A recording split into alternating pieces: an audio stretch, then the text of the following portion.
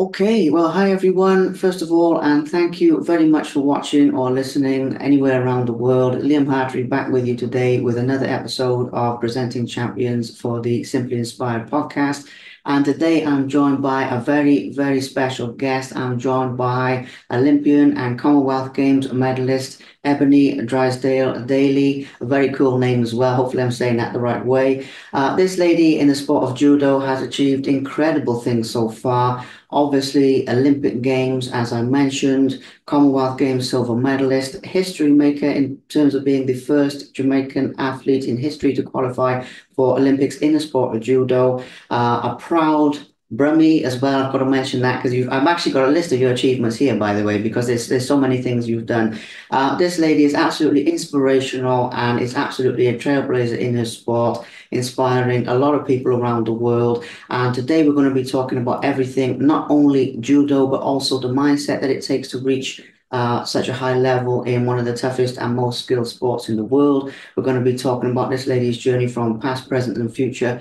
And I'm going to put in there as well that she is seeking sponsorship currently as well. So you guys will find out more about the story, but that's going to come up as well. If anyone can help, please do. We'll come back to that later. And Ebony, thank you so much for making time for this. And as we were talking about just now, before we started, I know you've been pretty crazy busy today, so I appreciate you squeezing me in amongst all that, to be fair. Thank you. Hi, Liam. Thank you very much. That's such a nice intro. It's great for the morale. I'm really appreciative for you to have me here to talk as well. So thank you very much. Well, it's my pleasure. Like I was saying, before we started the recording, you've achieved some amazing things, but you've also got a really positive vibe. You've got really good energy and everything like that as well. I love the way you carry yourself as an athlete, and I really mean that. I mean, obviously, this year you've not had the best year, but you're still smiling. So, you've got to respect that, and we'll come back to that now in a minute. But before we do, I actually would just like to briefly go back in time with you to like when you started with judo and your initial inspiration. And I don't always do this, but I'm going to do this today because I think that like when people see you on the level that you're at now, that's amazing. But obviously, it didn't start that way. It started from like humble beginnings, basically. So I'd like to go back there and find out like what first inspired you to become a judoka and do everything that you've done since, basically. Let's start there, please. Well, I actually started at the age of 5, and I'm Mhm. one of many siblings. So one of the ones that we shared is like a 6 year gap between me and one of my older brothers. And he was going to judo, and I just remember being sad all the time, like, please take me, take me. And then one time my mom let out a big sigh and she was like, fine, you can go. And I was like, yeah. I think she wanted me to be a ballerina or something, not to be very boisterous. But then I actually got to go. I was so happy. It was mainly games, but it was my older brother Nikolai, and he's 6 years older than me. And then I just never looked back. I just really enjoyed. Would I say spending time with him? It probably was. You know, when you're the annoying younger sibling. I don't know if you have any. Are you a younger sibling? I'm the only one, so but Oh, I do know what it's like growing up like with my cousins and everything being okay. close with them like siblings. So I know what Are you you the mean. younger cousin? Yeah, yeah, yeah. So I know exactly what you mean with it, 100%. Yeah, and It was my brother and my cousin that used to dominate and bully me. So stop me playing the oh, games or something. there you go, there you go. But look what came from that. From humble beginnings like that. Everything you've achieved, I love it. So the age of 5, I knew it was quite young, but I didn't know you started as young as that. To be honest, but that's amazing. Now I want to talk about this because people often go through this process where you're doing something like that and it's fun and games and you're enjoying it and you're good at it and you're getting like the positive feedback and everything, but then you start to realize actually I can go far with this. And obviously that's like I was saying earlier, that's just as much a mental thing as a physical thing, obviously. When was that time for you where you started to transition from I enjoy this, obviously you still enjoy it now, I know, but to like actually, you know what, I can go a bit further with this than I was thinking, if you get what I mean, like inside of you. What was that process like for you?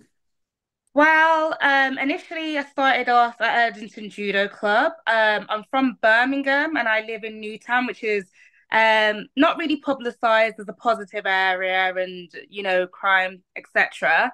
But it was a good thing for me to keep going to, and I was enjoying it. And my dad was always been involved, and my uncle, they were very proud. It was always pride being like, oh, yeah, you're winning, you're winning. And then we used to get to go to squad training, which was more than Midlands, it was more than area. And then you'd see like people from across the board coming from London and everywhere else. And I was like, oh, I was like, okay. And then I used to be a bit like, oh, you guys go places. I was like, oh, that was a little bit interesting. And then finally, is like the Midland area, we got to go to Poland. Was it no Holland on the what's it, on the ferry? And then after that, I always thought, yeah, I want to take it more seriously. But then outside of that, it was always surrounded by family. The only time when I actually thought, oh, I could go to the Olympics is when I was actually Team GB and I got to do the test event for London Prepared before London London. I forgot when London was. When was London? Was it 2012? Oh my God, I feel old. And I got to do that. And I was always scared. I didn't feel confident to admit. Like I always used to be like, oh, I want to be an Olympian. I remember the effects that Kelly Holmes had in my head. And it was Kelly Holmes and the other lady at Athens, and she's blonde and she was a runner. Uh I'd say they were one and the same, but they stayed in my head. And I was like, oh my God. And then but I wanted it for judo, but I was never confident. I was never thinking like, oh, I was good enough to get picked because I just, for whatever reason, I didn't really have that little bit of like edge to me, a bit of confidence. And then to be admittedly, that's come over a bit of time. Like, it only really cemented when I gave it a go for the Tokyo cycle. And then I actually then I was able to verbalize it and say, I want to be an Olympian. I'm going to be an Olympian. It's a bit of a tricky one, especially in judo. You'd say, you come across all sports, different things about it can be cutthroat, but it literally is kind of like a pressure cooker environment where you can be out for a multitude of different reasons, injury, funding costs, like the dynamics are just, a bit different. Yeah, absolutely. But it's a good insight into it. And one of the things I try and do with this, Ebony, is get into the things that like people don't always see. So like a lot of people will have seen your matches and things, but they don't always see like what's going through your mind, how you're feeling. And people relate with that, people relate with that a lot. Anyone who's going through like a big challenge or, they're facing something, like I said earlier, if it's in judo, but if it's in something else, I mean, people really relate with the process. And with that in mind, before we go like headlong into, the big competitions, one other question about like your early days, obviously during like the teenage years and everything and that sort of time that people go through and it's stereotyped, there's a lot of distractions, there's a lot of things you can do. And I've seen a lot of people get like pulled away from their sports, to be honest, even sports they love. But obviously you stayed focused. And I think that that is actually really valuable to mention for other people who are like, at that young age. And like I said already, people who relate with you, people who look up to you, like how you stayed focused and on track during a time when obviously a lot of other things crop up and jump at you. You can go here, you can go here. How did you do that personally, basically? I feel like, especially in my teenage years, it was more a thing of habit. And Mm. underneath that habit, it was a routine. I wasn't like a full profile, as in to say, an athlete eats right, sleeps right. But me, my constants were I'm going to training, I'm going to do running. There was a thing that I made where it was I never got onto squad for all the time that I'd been there. And when I was 15, 16, I made a point to myself to qualify for the England squad, but what you had to do was pass a bleep test. And it's not usually like the school bleep test. You had to get a certain level on the running, and they had markers, and you would have to get a certain level on the press ups as well. And the weight of me and everything, I just couldn't do it. I was beating everyone judo wise, but there was a fitness level that you had to pass. So I indeed then did get serious. I used to run from my house in Newtown all the way to Erdington for training and then be ready for training and train straight after that. But for me, it was a good mentality thing to click into my head to be like, yes, I'm serious. But also it worked out quite well because I was already warm and sweaty. So, post workout, get on with it. So those were changes. It did get a bit tricky sometimes, could be very late at night, but I was very fortunate sometimes if I didn't have my brother drop me home, I would have some club member drop me home or my uncle. I'd say as I got older, there'd be times where it's not great to admit running home in the dark, but needs must. Not the great times running in the rain, but honestly, in my head, I do remember it. The solid thing was like, get on the squad, get on the squad, get on the squad. So like, I did have a sort of. I think you have a bit of like going for what you want, and I think for whatever reason, I was able to think like that from that age. I think I was competitive, always competitive. You do get some people that aren't, but I think it was just a bit in my nature. But it was more so being competitive with myself, saying, you know what, you can do this. This is just one thing that's stopping you. And then I felt really happy after that, to be honest with you. And then I finally got into the squad.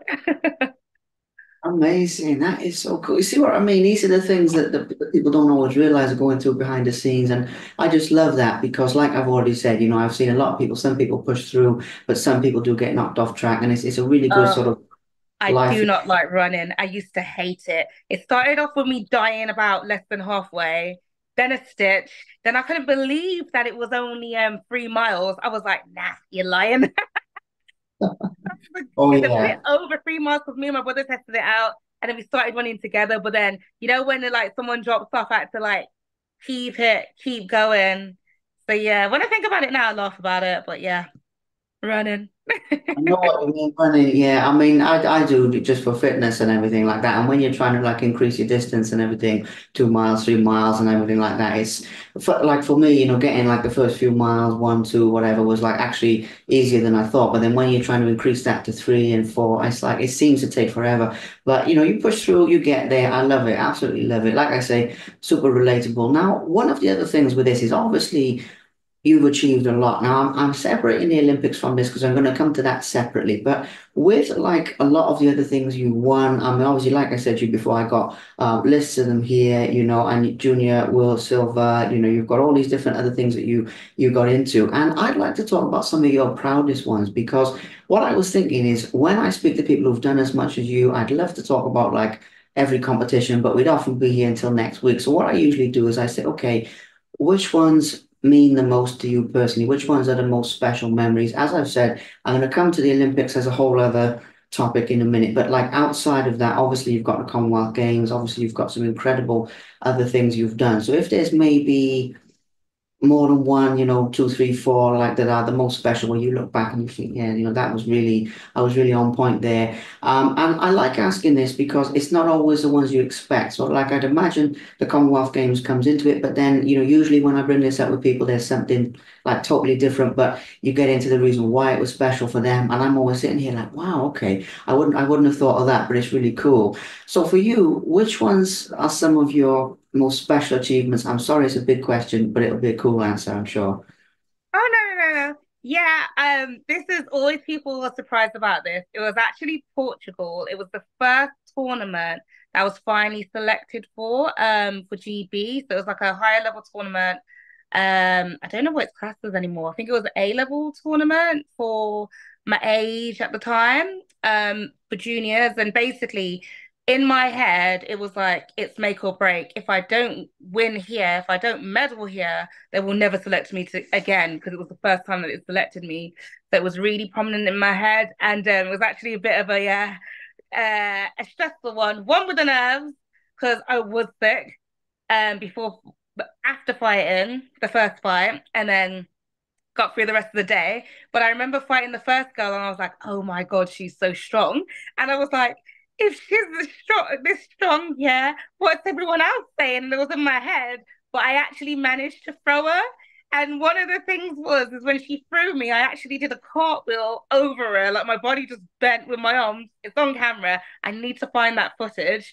Yeah, and I actually end up cartwheeling like no, that was a different fight. I actually beat that girl through her. Then the next fight, the girl wasn't too bad, but when I thought I was losing, and I cartwheeled off the throw and ended up holding her down. And that coach was just like this, like, and I look at my best friend in the crowd, and she was like, and I was like, and that was Portugal, my first ever junior medal and I got bronze. And yeah, like still laugh about that one till this day. Yeah, that's a memory. Wow, you see what I mean? You never know what's going to come back from that. And I love asking that question because, well, it's just amazing. So what a memory, what a special, special memory. Obviously, to talk about like some of the highlights, some of the, the highlights that everybody knows, the Commonwealth Games is a big one, the Olympics is a big one. I'd like to touch on the Commonwealth Games silver medal. I mean, that is in itself the achievement of a lifetime, I would say. I mean, I know obviously you have the Olympics as well, and we will touch on that. But even getting to Commonwealth Games level, that's something people dream of all over. And obviously, as you know, only a certain percentage get there. You're one of those people, and to medal as well. So really, it's not like a really specific question, but just to hear about that in your own words, especially what that meant to you. And I'd like to get into like when you actually know you've won a medal and you know you've made it to that level. What goes through your mind in a moment like that? Because people like me, we can watch the event and we can see it from the outside, but then to actually have the feeling, some people say they can put it into words. Some people say they can't put it into words at all and they can't even describe it. So, in your own words, that experience would be awesome to hear about. Thank you. It was a bit of a mixed bag, if I'm completely honest. I was under a lot of pressure at the time. Jamaica had a big thing about cutting down the numbers for athletics, which like Jamaica is wildly known for athletics, period. And the fact that the Commonwealth has been happening for a week and all of the other sports which I fall into had not medaled by then, and athletics was due to start the week afterwards. So there actually was there was no room for actually my own free thoughts, if I'm completely honest. They came around, there was loads of cameras while I was warming up. I literally could not breathe.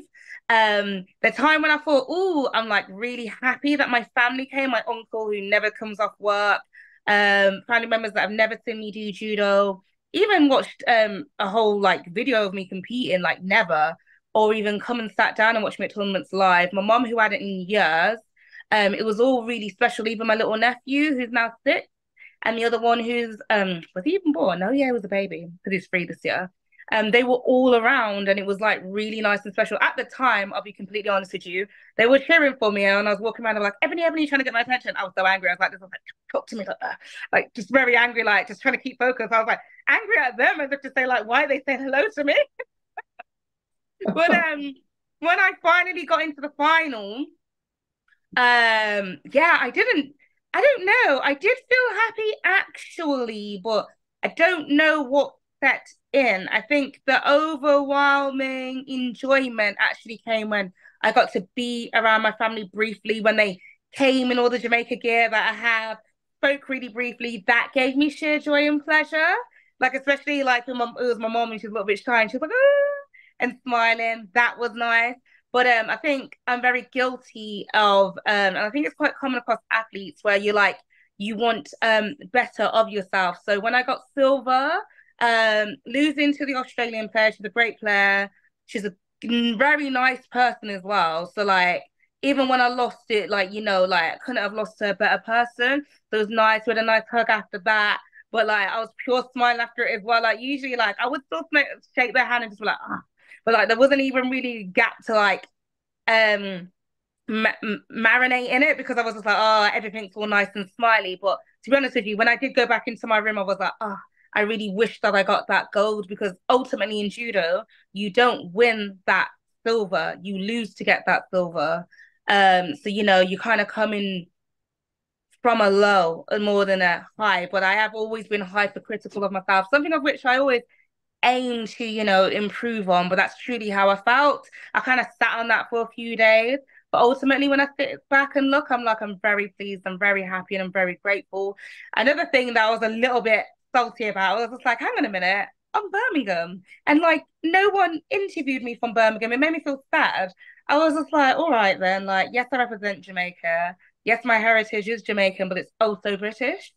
Like, so I was just like, like this was a mega special thing for me to be like, oh my God, you're in Birmingham, you're so close to home, I'm from Newtown, everything that you sort of, where it was ultimately supposed to be built in Perry Bars, where I used to go past every day for school. That had been a significant part of my life for like 15 plus years, even when I was going down to Warsaw for training. So like to then be removed from that experience was kind of like made me feel a little bit sad. I'm not gonna lie. And then also like the fact that they had us down in Warwick. And I was just like, oh my gosh, that's where our village was. And I must have come out of the village back into Birmingham on the buses. And it felt like I'd just come out of, I don't know, a different place. It was just so very like somewhere where I'd been 24/7 going through town because I hadn't been there for so long. It was all weird. I was like, oh, I missed all the action. It's amazing. I mean, I love your honesty about like the highs and the lows and like the mixed feelings about it because that is, like I said earlier, that's so relatable. There's so many things that people can take from that. And I don't know, I just love your way of telling the story, you know. I mean, it's like you're reliving it for a moment and I'm listening and I feel like I'm there for a minute and it's like you don't usually get that very often. Super cool. I just love that like bubbly way of telling the story. It's awesome. So that's just a little compliment for you. But obviously, yeah, that achievement, I mean, like I've already said, like I've kept saying, you know, behind the scenes, things that people don't see, things that people don't realize. And there's one other thing, just so I don't forget about it as we go into the Olympics. You know, you said there about like the pressure and being like critical of yourself and all of this type of thing. And it sort of fascinates me with athletes and people in general that like maybe you have to be a bit, but not too much that you like getting your own way and all this type of thing. And I'm just curious for like how you handle the pressure because it's like if I try and put myself in your shoes for a minute, if that's possible, and like you know, you're gonna have all these people looking at you and you're gonna on such a massive stage. And like the biggest thing that like jumps out at me is like, yeah, okay, that would be nerve-wracking. Like even if you're really good at it and you've been doing it from the age of 5, that would be nerve-wracking. So, but obviously you have a way of like handling that. And like when I'm talking to you now, I never think you'd be nervous about anything, you know, because like I say, you're such a positive vibe. But I know, you know, in that situation, like you were saying with your family, it's a different mindset. How do you personally sort of get through that side of it and not let the nerves or not let the self-criticism like bring you down, if that makes sense? I'd say I think an athlete, we've always had these conversations like we micromanage, like we either micromanage or for me personally, I handle what's in front of me. So if I need to lose weight, just focus on losing weight. I see my draw because judo, you draw gets for my weight category several days prior because I'm like middle heavyweight, so it's a few days before I fight. So then in that sense, I literally just project manage. It's like, okay, weight's done. Then it's like, okay, this is who I'm fighting. And it's like, you can't really, you sort of have your game plan in your head. And then it's literally like the nerves are reserved for that day. And then I then do my biggest thing, which is I either, if I have a whole square sandwich, I cut it into 4 slices because I do have a thing of like, wanting to be sick. So it's literally like I have to manage to get my food in and my drink. So since I'm topped up, hydrated, that's all the checklist for me. It's literally just managing, controlling the controllable because as I said, nerves are great. It's adrenaline. It's whether you turn it into negative energy or positive energy. So it's great to be nervous. I always welcome the nerves. No one likes to be nervous, but at the end of the day, it's human. And that's something where I've done my own psychology and obviously like have been able to like talk and then be like, okay, these are shared experiences and do some research for myself as well and be like, okay, fine.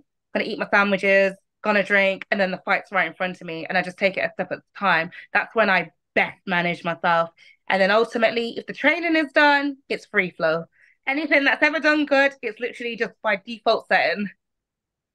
Yeah, that is a really cool insight. Like I say, really, really inspiring for like up and coming athletes and things as well to sort of hear that and get some tips from somebody who's been there and done it as well. And that's part of my reason for asking that. Because like I said earlier, I mean, some people look at the nerves as being negative, but it's positive, you know, it's like how you use it. So I love that. And obviously with this, we do come into the Olympics, and I know obviously with this type of thing, I suppose we're skipping some things, like I said earlier, you know, because you've got the Judo World Championships and the same year as the Commonwealth, I believe, and you've got some other really big things. But I also know that like people are going to want to hear about the Olympics, and people are really sort of itching to know about that. And you know what people's attention spans are like these days. So let's get into the Olympics themselves. I mean, what an achievement. As you said earlier, that goal was like inside of you, but you were getting into your confidence of speaking about it, and that grew. So with this, there's a couple of things like this with the Olympics. It's too big to like have a narrow question about it. Because if I like focus over here, I'll miss something over here. So I'd just like to hear about your experiences of being there, what it felt like to actually be there after so many years of working towards it. I mean, that's a big aspect.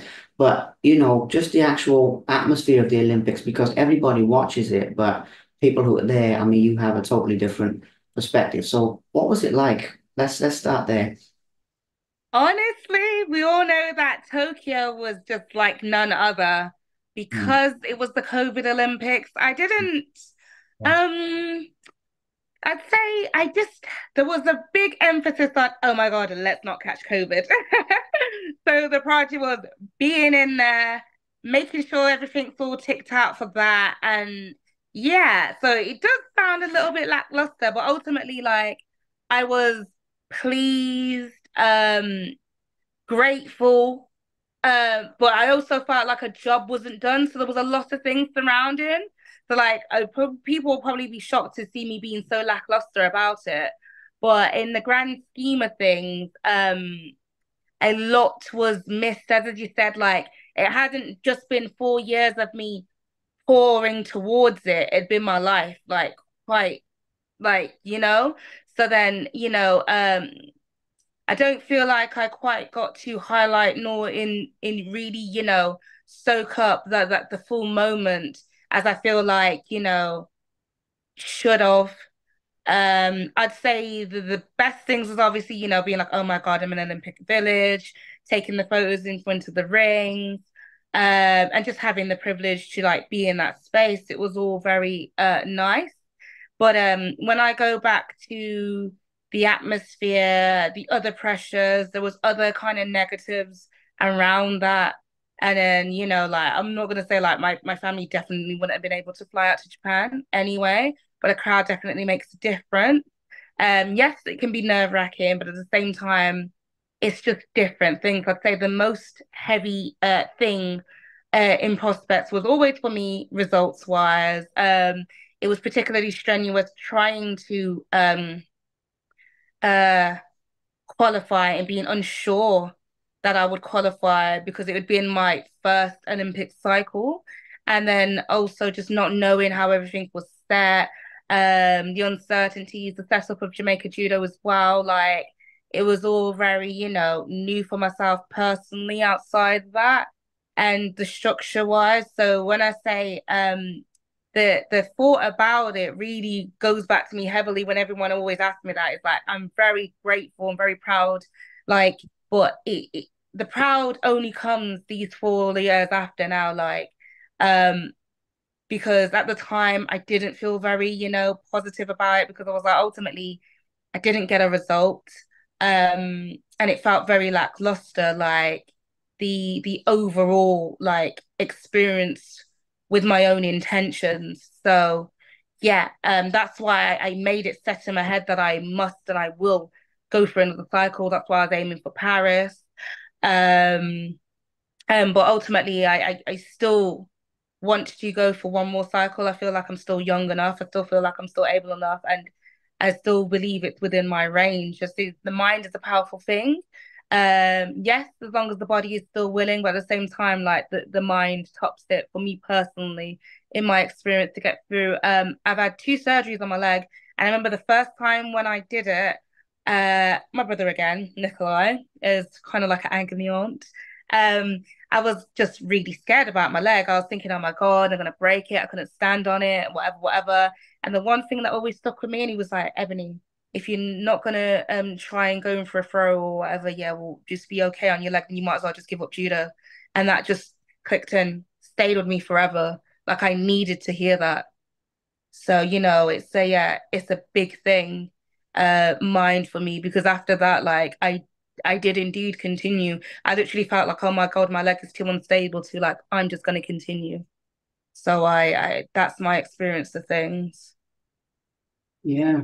Well, it's a really good description, I mean, you did a great job there condensing down like so many different things because, yeah, I mean, like I said earlier, I can see the different sides of it because like being in the Olympics is amazing, but then, when you aim so high and like people don't feel like they meet the mark and stuff. One of the things that always strikes me is like how brave it is, because then obviously, you have to come back from that as well. Like, people stake everything on it, and if something doesn't go to plan, and even though it's like a bad situation, I got so much respect for that, because it's like, a lifetime's worth of work. And then, as we'll come to in a minute, you're coming back to like try again. So I can see the different sides of it. Yeah, obviously it was a weird Olympics, that one. Obviously, I suppose this last one just gone was a bit weird. I mean, I don't mind saying that on camera. There were some great moments, some amazing moments, but also some weird moments. But unfortunately for you, I mean, this Olympics this year in 2024 Paris is not going to be the best subject in the world, but for authenticity, I like to give it a little bit of a mention, because, like I said at the beginning, you're still here, you're still smiling. But man, what a bitter pill to swallow that must have been. I saw you post about it. Like I said to you before we were recording, I don't really know if anything you can say really does it justice, because it's kind of like when someone dies, I mean, people say like, I'm sorry and this sort of stuff, but and they mean well, but it doesn't really reach that experience. And in a way, that's like a dream dying this year, not permanently, because we're going to talk about the future as well. You've got more left in you. I can feel that. But this year obviously must have been very, very tough. So how are you sort of feeling? How are you handling that? And also, how are you finding the strength to keep going? Because that's ultimately the inspirational thing. So there's a few different aspects sort of wrapped up in that. But yeah, can you describe what's happened this year, please? So ultimately, my national governing body, which is the Jamaican Judo Association, decided to block me from competing in my last qualifying event, which would more than likely have ensured me to be keeping my quota qualification.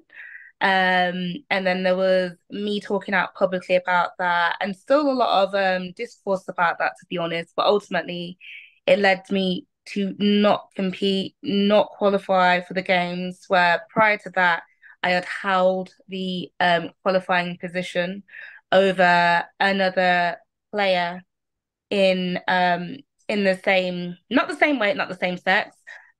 Basically, we both didn't outright qualify, but then when you fall out of that range, you can get the quota spot, which was only available for one. So, there was a lot of bad doings about that, where I felt like I needed to give myself some justice to speak out to that. Ultimately, me and my spirit keeping rely goes back to this. There has been a lot that other people don't know that have happened personally and heavenly, and I was thinking, you know what? If that hasn't killed me, then this is not going to kill me, and everything happens for a reason. I have to believe in a bigger purpose. I have to believe in God. I do have to, believe in myself to be like, okay, Ebony, with one thing I've shown you is that you have to be resilient. Nothing worth having is easy. When it got to Tokyo initially, I thought that I was never gonna go anyway. I was literally had no facilities to train in. I was running on the grass, throwing on the grass and in my back garden because I had nowhere. Didn't have no mats, didn't have no gyms. That was my reality. I literally went to the Olympics with like a minimal in comparison to other people for judo, where they would have had sparring partners and throwing. That's just my reality. This time round, it has been, another, a hill to climb and get past. Unfortunately, what I do feel is, it's been a bit harder this time because it's supposed to be people in position of support. It kind of weighs a bit heavier to feel a bit, lost, a bit,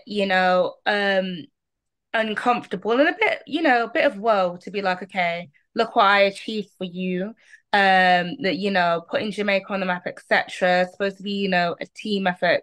But ultimately, the what I felt the most was bloody hell, to sound as most British as possible. I was like, damn, I literally lived with no money in my bank account, called my brother when I would get back into England to be like, please just send me some money so I can take a taxi home, etc.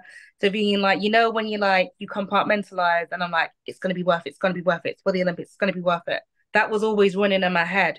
Then when I had to kind of reset myself to be like, you are not going to the Olympics, all of this wasn't worth it. I had to be like, no, no, no, no, no, no, no, no. You still have a career. You still have to feel like what gives you joy.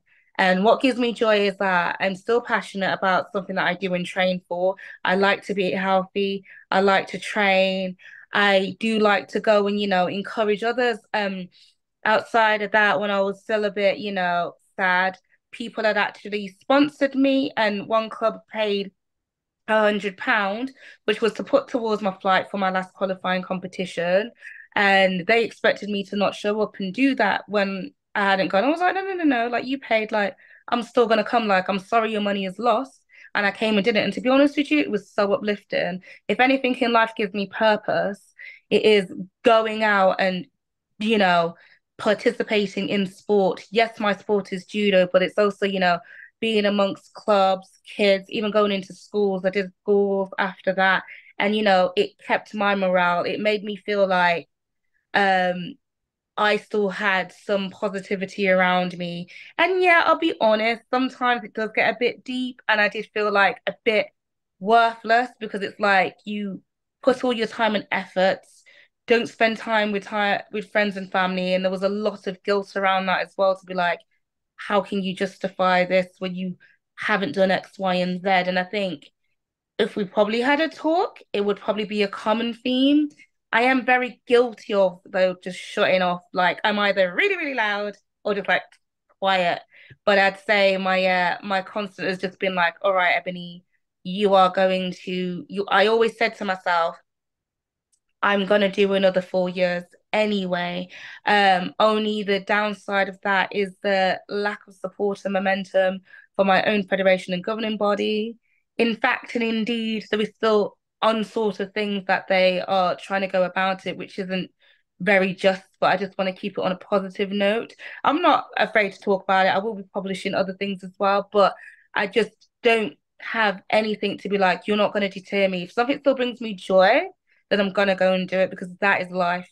Like you can't make anyone dim your light. If you something that you truly want to go for, you have to go for it because life really is short. You have a set amount of time. I'm still young enough to do so. I still have a level of commitment in me, and that's what I want to do. And I feel like achieving these things will give me great joy. It was like initially when I made the choice to leave GB, it was a little bit bittersweet because yes, I got a world medal, but I never got a European medal, and I would never get a European medal again. That stayed in my head because I am British also. And then it was a thing of like, a bit bittersweet there. But then when I transitioned to Jamaica, I then was the first to go to the Olympics, and I was then the first to get a Commonwealth medal for Jamaica and the first to do a Commonwealth for Jamaica as well, with my other teammates. But it it was like, okay, Ebony, it was for a reason. There is something in it, like everything for a reason. And I do feel like this setback is a reason. I do want to speak up and be more out there because a lot of it has made me feel dips and dives of lackluster, them to be like, please, I want to gather more attention to myself to be like, I do need sponsorship.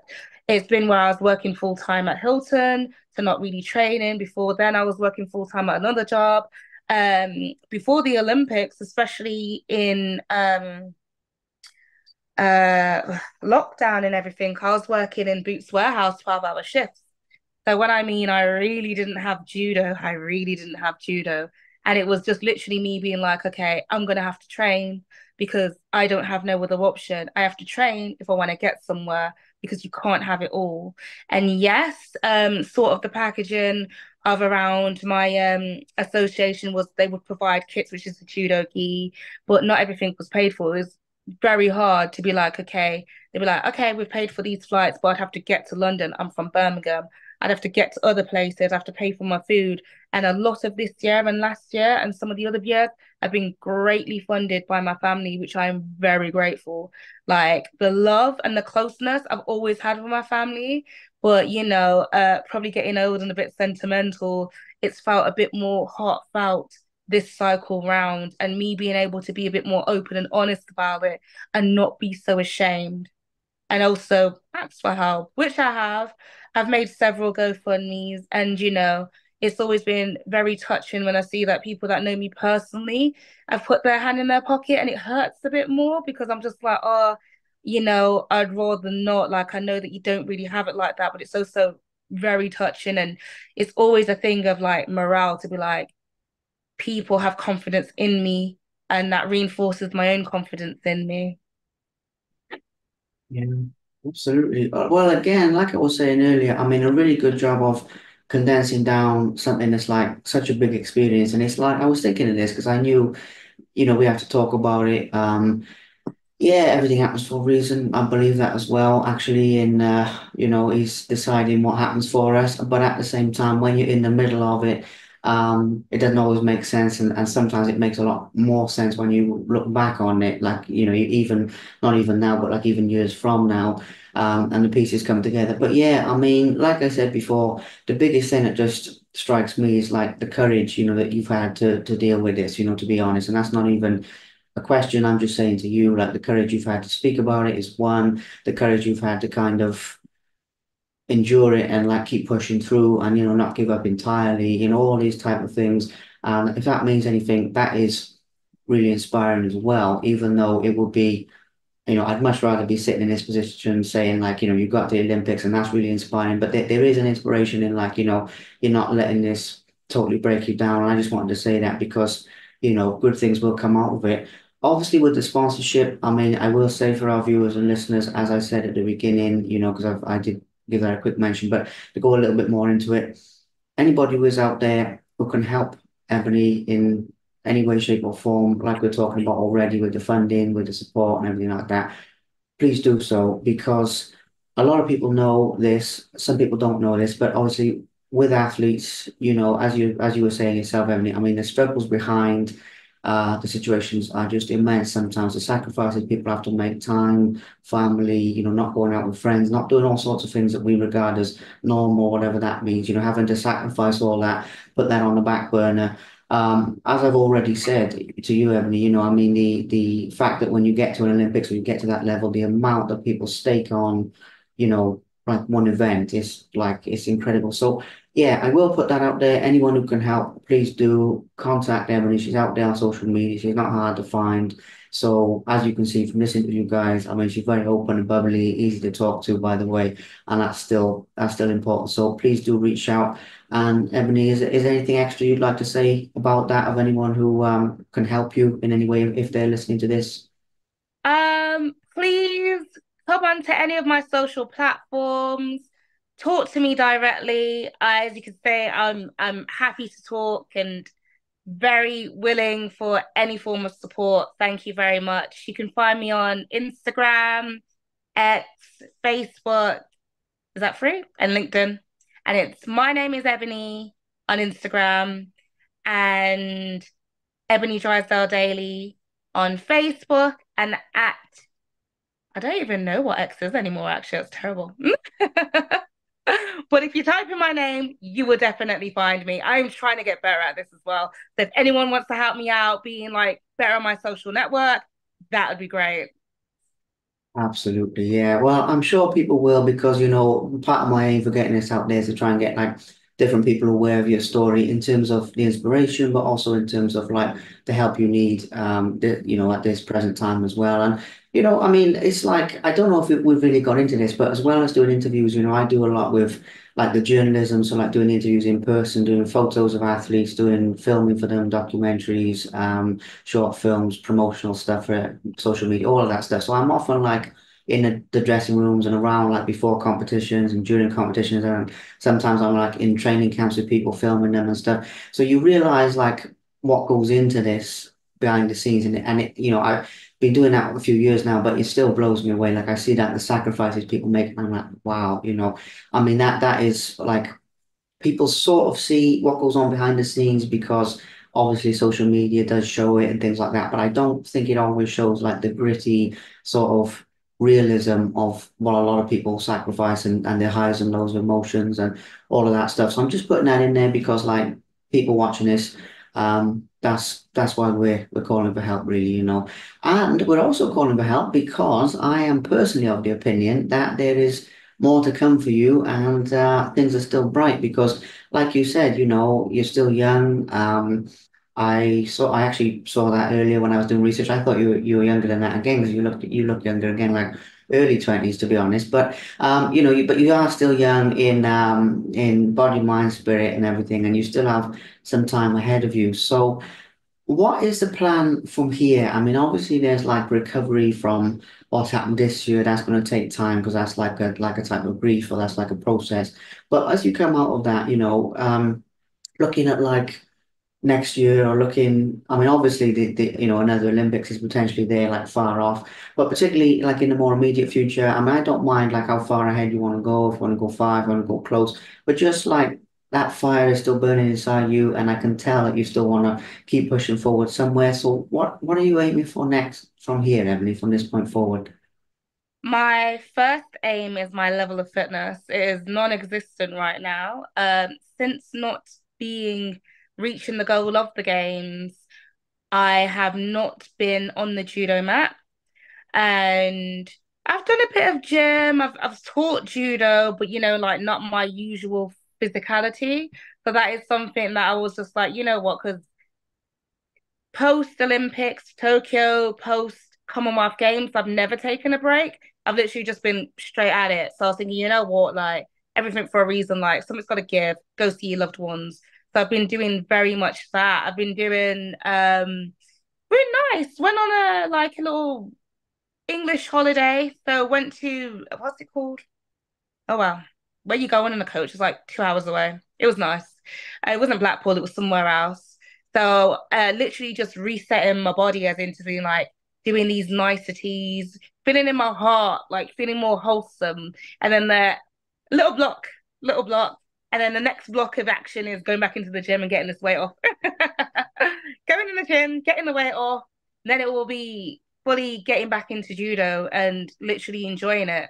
And it's not to say like I'm not enjoying it, but it comes with a level of seriousness because it isn't a joke. It is the final, shot of the end of the career moment for what will be my last attempt at an Olympic cycle and the 4 years. And it very much starts this year. Like time doesn't wait for no one.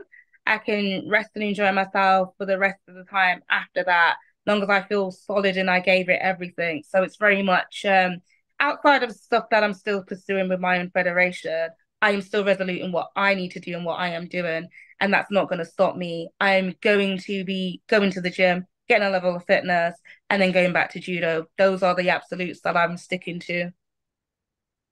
Absolutely. Brilliant. Well, I mean, like I was saying, you've still got that passion there, you still light up with the fire inside of you, and obviously it's not easy. I mean, yeah, taking a break now, obviously, I mean that's deserved. I mean, who can say otherwise, with what you've been through there. And I know obviously as an athlete you have to be very strict or more than strict. I mean, you often have to be like brutal, on yourself type of thing. But then, you deserve a break now. But yeah, what you said there about like going forward with no regrets, I mean, it's something I'm a big believer in life, if we've given something we do, anybody, our absolute best, then beyond that, as long as you know that there's like nothing left in the tank type of thing, then whatever's happened after that, then that's the best because like we were talking about earlier, that's what God has given us. That's what, we've been given in the tank. So as long as and then I kind of feel like because we've been given it, it's our duty to put it all out there type of thing, and it's a little bit off topic, but anyway, there you go. No, it's very true. You actually made me click into another thing because sometimes I do get super anxious, especially if loads of things are running through my head.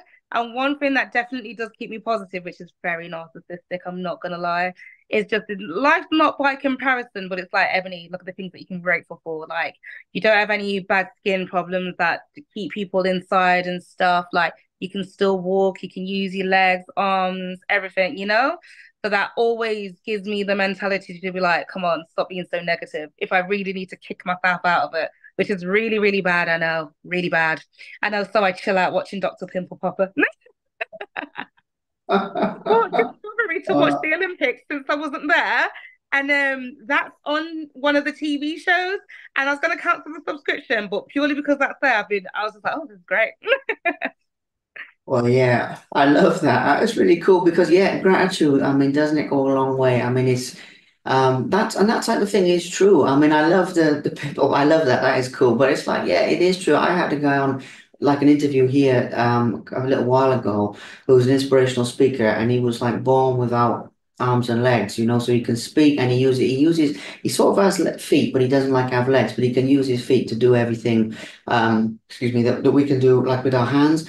And I was sitting listening to him and I was thinking, my God, like this guy, is such a happy, like positive, like he has every reason to be bitter and like, hate everybody and all. And he's like, he's happier than me a lot of days. I mean, you should see me early in the morning when I wake up. It's like, nobody talk, and I was thinking, man, obviously that just like resets your perspective. And that's an extreme example, but I've met people in my life where like people have had every type of thing from like really bad depression to like a drug addiction to like a skin disorder, like you were saying, to any type of thing. I'm in talks with somebody now for an interview who runs a famous charity in the UK because her son was stabbed and killed, and she runs like an anti-knife crime, and we're trying to set it up. And I was talking to her, and I was thinking, like, man, after that, like a lot of the problems that we complain about every day just fade away into nothing. And but then, we all do it. I mean, everybody does it. I do it. You do it. Everybody we all have days where we get caught up in like, oh, well, complaining about like trivial things. But then, you need something to like reset that. And it's really, really good what you said there, because, it's a problem that everyone will face at some point. So that's the future plans. That's how people can reach out to you. I think that's most of the topics, to be fair. Before we wrap things up, do you have any final words for the people who've supported you? So by this, I mean everything from fans to obviously, your family is very supportive. I'm sure you probably tell them anyway, but obviously that's really nice. I was listening to, your family coming to support you. I was like, oh, that is lovely.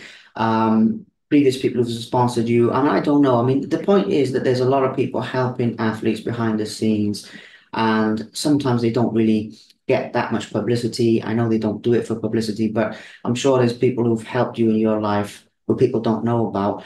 Do you have anything that you'd like to say to them or anybody you'd like to mention or anything like that just before we wrap this up?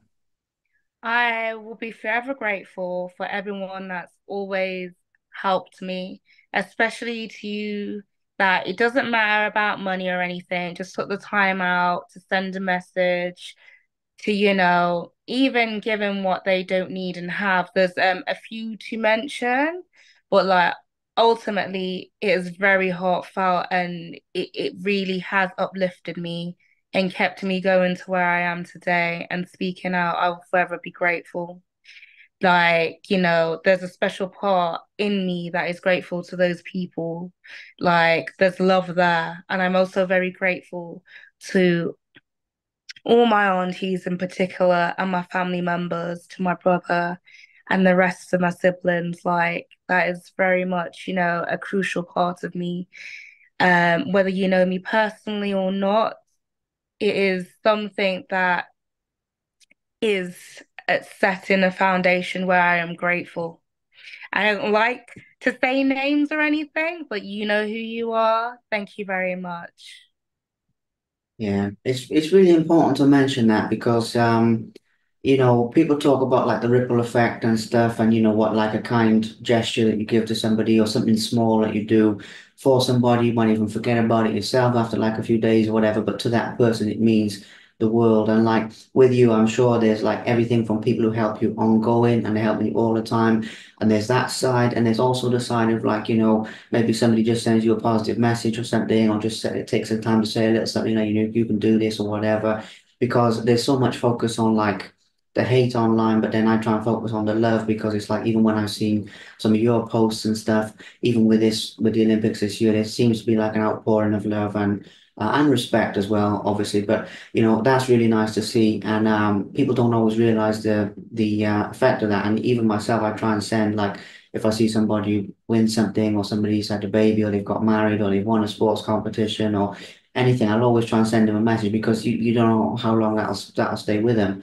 Um, Especially being an athlete, it can be like a lonely road, I think, at times. And so then to have the people around you and to give them a mention is awesome. And the fact your family comes and supports you, that is like such a blessing as well, because a lot of people don't have that. And probably worries them a little bit to see like their daughter or their sister fighting somebody, but even though they're probably used to it by now. But then it's lovely that they come and support you and believe in you so much, and that's really important as well. But Emily, honestly, it's been an absolute pleasure. I mean, I knew it would be good, but honestly, I hand on heart, I mean, it's exceeded the expectations I've had, just because, the interview is so much fun. Like, you've given it such a positive vibe. And, you, like I said before, you have such a positive energy. I really do mean that. And that really comes across in a way, you've been telling the stories and everything. And there's some great life lessons. There's some things that people can actually listen to in there, and they can pick up and think, okay, yeah, maybe I could do something like that. So absolutely cool. And like I said, I hope it helps with the sponsorship as well. So on all counts, absolutely awesome. So thank you very, very much. Thank you. Thank you very much for having me.